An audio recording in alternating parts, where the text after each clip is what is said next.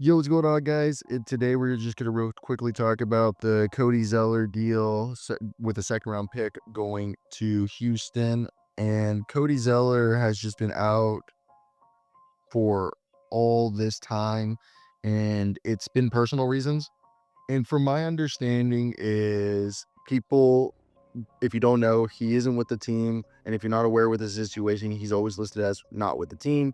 And he was a player that was included in the Dyson Daniels trade to match salaries. The Hawks didn't necessarily want him, and the front office probably was trying to figure out a buyout or a new situation for him. And he's more than likely on his last NBA contract. It's not that he's bad.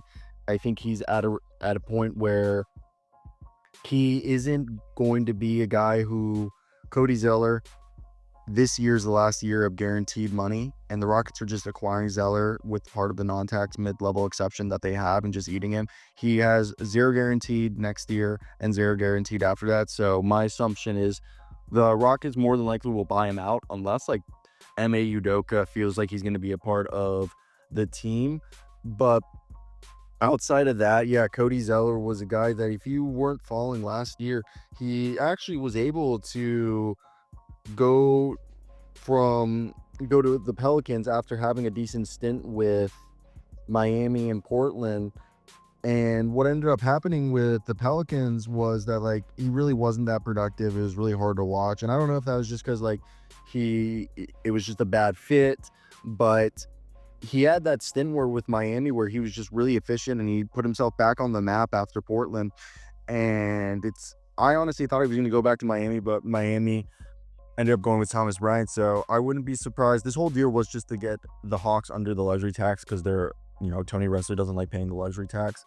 And yeah, so to me, this whole thing I thought would have been just a deal. If he does get bought out and doesn't retire, I would not be surprised if he goes back to Miami because they need a backup big.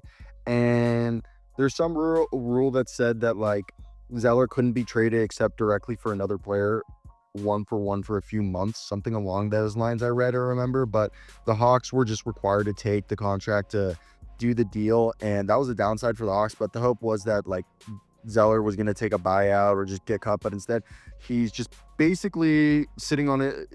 Basically was sitting on his couch until they traded him. And due to the weird rule in the CBA, there are restrictions on how this contract can be traded. So it's unlikely that a another deal would happen with him. So if he isn't going to play for the Rockets, then it's more than likely to just cut him and he goes sign with somewhere, or this is the end of his career. To me, the reason why they didn't just release him was because releasing him to sign a replacement would put them over the tax, and he was never seen a day on the court with the Hawks. So since his spot cannot be replaced without going into the tax, he just sits at home. And if he decided on a buyout, the Hawks would possibly have room to sign a replacement. It was just easier to trade him like this than to find like to do Moneyball, basically.